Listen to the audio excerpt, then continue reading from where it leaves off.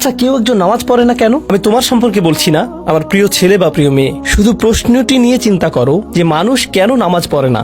এর অনেকগুলো উত্তর থাকতে পারে, আর এই প্রশ্নের উত্তর আল্লাহর কাছেও আছে। উত্তরটা খুবই ভয়ঙ্কর। এই উত্তরটি আমি খুতবার শুরুতে পড়েছি। তিনি বলেন, ফালা সাদ্দাকা ওয়ালা সাল্লা ওয়ালাকিন কাযযাবা ওয়া তাওয়াল্লা। সে আসলে সত্য গ্রহণ করেনি এবং সে নামাজও পড়েনি। তিনি কাফের সম্পর্কে বলছিলেন। তিনি দুইটা জিনিস বলেছেন, এই লোকটি সত্য গ্রহণ করেনি এবং নামাজও পড়েনি। কথাটা ভাবনার উদ্রেক করে। যদি বলা হয় সে সত্য গ্রহণ করেনি, আমার আশা হলো তিনি বলবেন লা সাদ্দাকা ওয়ালা আমানা, কিন্তু তিনি বলছেন লা সাল্লা। এর মানে হলো আল্লাহর সত্য গ্রহণ করার ব্যাপারে তোমার অন্তরে কিছু একটা মিসিং আছে। না না না, বাচ্চাটা বলে আমি আল্লাহকে বিশ্বাস করি, আমি মুসলিম। হ্যাঁ, তুমি এখানে মুসলিম, তোমার মাথায়। কিন্তু এই সত্য তো শুধু তোমার মাথার জন্য না, এই সত্য তোমার অন্তরের জন্য। তুমি এখনো অনুভব করছো না যে ব্যাপারটা কেমন সিরিয়াস। তুমি এখনো উপলব্ধি করছো না যে এটা কি।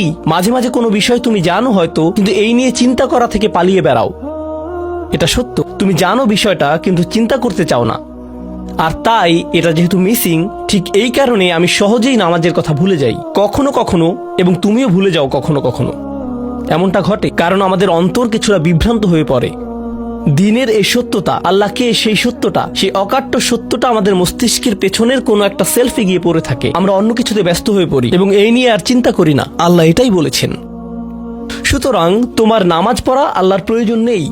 এমনকি তুমি যদি নামাজ পড়ো, আমি পড়তে বলছি এই কারণে, তখন কি করো? নামাজের জন্য কিভাবে নিয়ত করো? তখন আমি 4 রাকাত নামাজ পড়বো, দাঁড়ালাম, কারণ আমার আব্বা বারবার পড়তে বলছেন। আল্লাহু আকবার। নবী সাল্লাল্লাহু আলাইহি সাল্লাম আমাদের বলেছেন, নিয়ত সঠিক না হলে কাজের কোনো মূল্য থাকে না। ইন্নামাল আমালু বিন্নিয়াহ, ইন্নামাল আমালু বিন্নিয়াত। এমনকি যদি তুমি কাজটা করেও থাকো কিন্তু তোমার নিয়ত ছিল আমি শুধু তোমাকে বিরক্ত করি, এটাই তোমার নিয়ত, তখন এই নামাজ আমার যেমন কোনো উপকার করবে না, ঠিক তেমনি তোমারও কোনো উপকার করবে না। তোমার সত্যিকারের আন্তরিক নামাজ থেকে একমাত্র যে উপকৃত হবে সে হলো তুমি নিজে।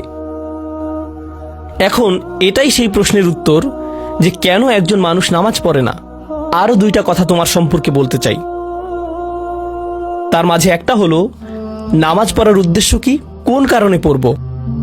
কারণ তুমি হয়তো ভাবছো নামাজ পড়ার উদ্দেশ্য হলো তুমি যেন জাহান্নামে না জ্বলো। নামাজ পড়ার উদ্দেশ্য হলো তুমি যদি নামাজ না পড়ো আল্লাহ তোমাকে ঘৃণা করবেন। নামাজ পড়ার উদ্দেশ্য হলো তুমি যদি নামাজ না পড়ো তুমি শাস্তি পাবে, অথবা তুমি আর মুসলিমই থাকবে না, ফেরেশতারা তোমাকে অভিশাপ দিবে। সমস্ত নেতিবাচক বিষয়। আল্লাহ ওই সমস্ত উদ্দেশ্যের কথা উল্লেখ করেননি।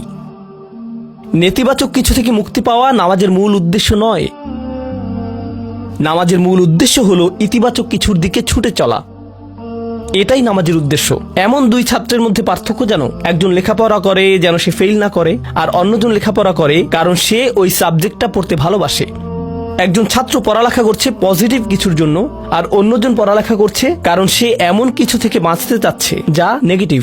একজন কর্মচারী তার চাকরিটাকে দারুণ ভালোবাসে, আর অন্য একজন কর্মচারী শুধু চায় সে যেন চাকরিটা না হারায়। তারা একই চাকরি করছে, একেবারে অভিন্ন চাকরি, কিন্তু একজন চাকরিটা করতে পেরে কি যে খুশি, কত যে আনন্দ তার, আর অন্যজন খুবই হতাশ, সবসময় মনমরা ভাব। কেন? কারণ তাদের একজন এটা করছে ক্ষতিকর কিছু থেকে মুক্তি পাওয়ার জন্য, আর অপরজন এটা করছে উপকারী কিছুর দিকে ছুটে চলার জন্য। আল্লাহ কোরআনে যখন আমাকে নামাজ সম্পর্কে বলেছেন যে কেন আমাদের নামাজ পড়া দরকার, তিনি মুসা আলাইহিস সালামকে এই উত্তরটা বলে দিয়েছেন যখন তিনি তার সাথে সাক্ষাৎ করেছিলেন। তিনি বলেছেন, আকিমিস সলাতা লিযিকরি, আর আমাকে স্মরণ করার উদ্দেশ্যে নামাজ কায়েম করো। তোমার নামাজ ঠিক রাখো যেন তুমি তোমার রবকে স্মরণ করতে পারো। আমি তোমাকে ইতিমধ্যে বলেছি যে তোমার আমার সম্পর্কটা খুবই সীমিত, কিন্তু তোমার সাথে আল্লাহর সম্পর্কটা অনেক আগে থেকে শুরু হয়েছিল, আর তার সাথে তোমার এই সম্পর্কটা অনন্তকাল ধরে বলবৎ থাকবে। তাই সেই সম্পর্কটির কথা স্মরণে আনা আবশ্যক, কারণ ভালো যত কিছু তোমার কাছে আসে তা আসে ওই সম্পর্কটা থেকেই।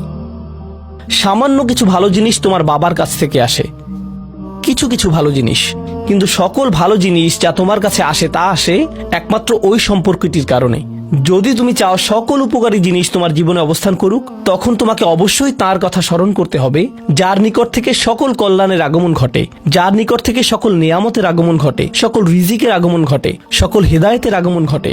আর তাই আল্লাহ বলছেন, সর্বোত্তম যে উপায়ে তুমি এটা করবে তা হলো নামাজের মাধ্যমে তুমি আমাকে স্মরণ করবে। এজন্যই তোমার নামাজ পড়া দরকার। আচ্ছা, পরিশেষে এজন্যই তোমার এটা করা উচিত। কিন্তু তুমি এটা করছো বলেই সঠিক নিয়ত সহকারে আল্লাহ বলছেন, কেবল এখানেই শেষ নয়, এর কিছু উপকারিতাও আছে।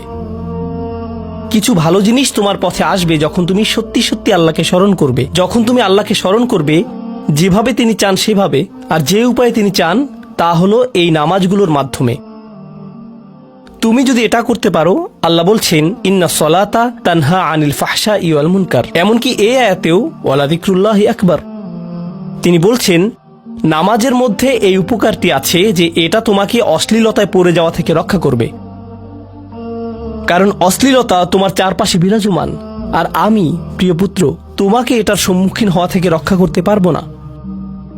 অশ্লীলতা তোমার ফোনে, অশ্লীলতা তোমার স্কুলে, অশ্লীলতা তোমার বন্ধুদের মাঝে, অশ্লীলতা ঈদের অনুষ্ঠানে। যখন কোনো কর্নারে গিয়ে বন্ধুদের সাথে আড্ডা দাও, অশ্লীলতার উপস্থিতি তুমি সর্বত্র দেখতে পাবে। প্রতিবার যখনই তুমি অশ্লীলতার দিকে এগিয়ে যাবে, তোমার অন্তর ক্ষতিগ্রস্ত হয়ে পড়বে।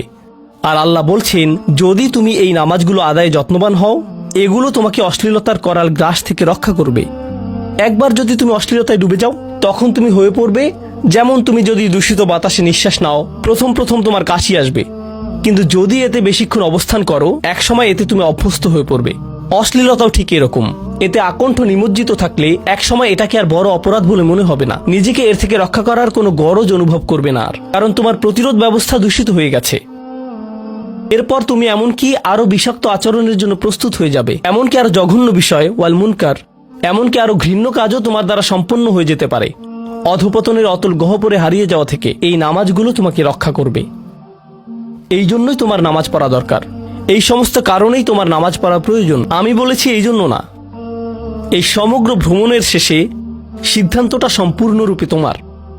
কারণ আল্লাহ হয়তো আগামীকালই আমাকে নিয়ে যেতে পারেন, আল্লাহ হয়তো আমাকে 1 বছরের মধ্যেই নিয়ে যেতে পারেন। তোমার এবং আমার মাঝে যে এই সম্পর্কটা বর্তমানে আছে, এমনকি যদি আমরা 100 বছরও বাঁচি, আমরা এর চেয়ে বেশি বাঁচতে পারবো না। একটা সময় আছে যখন এর সমাপ্তি ঘটবে। কিন্তু ওই সম্পর্কটি, তুমি যদি সত্যিই ওই সম্পর্কটি সম্মান করতে চাও, নামাজ পড়ো। তোমার প্রতি এটাই আমার উপদেশ।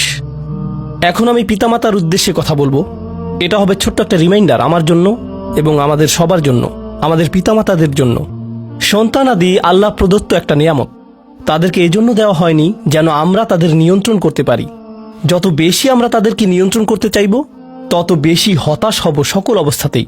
আমি দেখেছি এমনটা, বিশেষ করে যে পরিবারগুলো তাদের সন্তানদের দিনের সুরক্ষা করতে চায়, তারা যত বেশি সন্তানদের উপর জোর করে দিন চাপিয়ে দিতে চায়, তত বেশি ওই ছেলেমেয়েগুলো অদ্ভুত সব উপায়ে বিদ্রোহ প্রকাশ করে। কারণ যে বিষয়টা আল্লাহ চান আপনি তাদেরকে প্রদান করুন, আপনার ছেলে মেয়েদের কাছে আপনার যে সুযোগ আছে সেটা তাদেরকে আপনার আদেশ নিষেধ মানতে বাধ্য করার জন্য নয়। সুযোগটা এই জন্য দেয়া হয়েছে যেন আপনি তাদেরকে এমন সব বিষয়ে চিন্তা করাতে পারেন যা শুধু আপনার পক্ষেই চিন্তা করানো সম্ভব। তাদেরকে এমন সব বিষয়ে পছন্দ করাতে পারেন যা শুধু আপনার পক্ষেই পছন্দ করানো সম্ভব। আপনার বাচ্চাটা বাস্কেটবল পছন্দ করে কারণ সে আপনাকে বাস্কেটবল খেলতে দেখেছে। সে প্লে স্টেশন পছন্দ করে কারণ সে তার বাবাকে প্লে স্টেশনে খেলতে দেখেছে। এভাবে আপনি বাচ্চাটার অন্তরে কোনো কিছুর জন্য ভালোবাসা তৈরি করে দিতে পারেন, কারণ আপনি যেরকম, আপনার পক্ষে এটা করা সম্ভব। আর যখন বাচ্চাদেরকে বলতে থাকেন তোমার হোমওয়ার্ক করো, তোমার হোমওয়ার্ক করো, আপনার সন্তানের বয়স যখন 40 হবে, সে তখন বলবে না আমি হোমওয়ার্ক ভালোবাসি, কিন্তু 40 বছর বয়সেও সে বলবে আমি বাস্কেটবল ভালোবাসি, আমার বাবা সবসময় বাস্কেটবল খেলতেন। আপনি যা ভালোবাসেন তা ট্রান্সফার হয়ে তার কাছে চলে যায়, আর যা করতে বলেন তা প্রত্যাখ্যাত হয়ে যায়। এমনটি আপনার ক্ষেত্রেও ঘটেছিল। আপনার ছেলে মেয়েদের কথা ভুলে যান, আপনার নিজের বাস্তবতা ওইটাই। আপনার বাবার কিছু কিছু জিনিস যে আপনি এখনো পছন্দ করেন তা ভালোবাসার মাধ্যমে আপনার নিকট ট্রান্সফার হয়েছিল, আর আপনার বাবার ওই ব্যাপারগুলো আপনি অপছন্দ করতেন যা তিনি জোর করে আপনাকে গেলাতে চেয়েছিলেন। এখানে উপবিষ্ট প্রত্যেকের বাস্তবতা এটাই, শুধু সেগুলোই গ্রহণ করেছি যেগুলো ভালোবাসার মাধ্যমে হস্তান্তরিত হয়েছিল। ঠিক এই ইশারাটাই আমাদের পিতামাতাদেরকে দেয়া হয়েছে সূরাতুল ইসরার এই আয়াতে, রব্বির হামহুমা কামা রব্বায়ানি সগীরা। রব্বাইয়ানি মানে যখন তারবিয়া ব্যবহার করা হয় একটি চারা গাছ বড় করার জন্য, আপনাকে চারা গাছটির যত্ন নিতে হবে, এর সযত্নে প্রতিপালন করতে হবে। গাছটির প্রতি চিৎকার চেঁচামেচি করলে তো হবে না, তাড়াতাড়ি বড় হও, তাড়াতাড়ি লম্বা হও। আপনার একে সময় প্রদান করতে হবে। অনেক সময় পোকামাকড় এসে এর পাতাগুলো খেয়ে ফেলতে চাইবে, আপনাকে তখন পোকামাকড় সরিয়ে দিতে হবে। কখনো কখনো একটু কঠোর আচরণ করতে হবে, শুধু অতটুকুই যেন পোকামাকড়গুলো দূর হয়ে যায়। এরপর আবারও এতে পানি দিতে হবে। আমাদের বাচ্চাদের সাথে আমাদের উদাহরণটা ঠিক এমনই। ঠিক এ কারণেই আমরা আমাদের মাতা পিতার জন্য এই দোয়াটা করি। আমি দোয়া করছি আল্লাহ যেন আমাদের সন্তানদেরকে হেদায়েত দান করেন, যা শুধু তার পক্ষেই দেয়া সম্ভব। দোয়া করছি আল্লাহ তাদের অন্তরে ইস্তিকামা প্রদান করুন, যেন তারা তাদের জীবনে সঠিক সিদ্ধান্ত নিতে পারে। আরও দোয়া করছি আল্লাহ তাদেরকে ইব্রাহিম আলাইহিসসালামের দোয়ার মতো করুন, যা তিনি আমাদের সবার জন্য করেছিলেন। রব্বি জাআলনি মুকিমাস সলাতি ওয়া মিন যুররিয়াতি, হে আমার রব, আমাকে সালাত কায়েমকারী বানান এবং আমার বংশধরদের মধ্য থেকেও। আল্লাহ তাআলা এখানে উপস্থিত পিতামাতাদেরকে, আমাকে সহ সবাইকে এমন দৃষ্টান্তে পরিণত করুন যে আল্লাহকে ভালোবাসে এবং যে নামাজকে ভালোবাসে, যেন আমাদের ছেলেমেয়েরা নামাজের প্রেমে পড়ে যায় আমরা যেভাবে নামাজকে ভালোবাসি তা দেখে। বারাকাল্লাহু লি ওয়া লাকুম ফিল কুরআনিল হাকিম ওয়া নাফা'নি ওয়া ইয়্যাকুম বিল আয়াতি ওয়াজ যিকরিল হাকিম।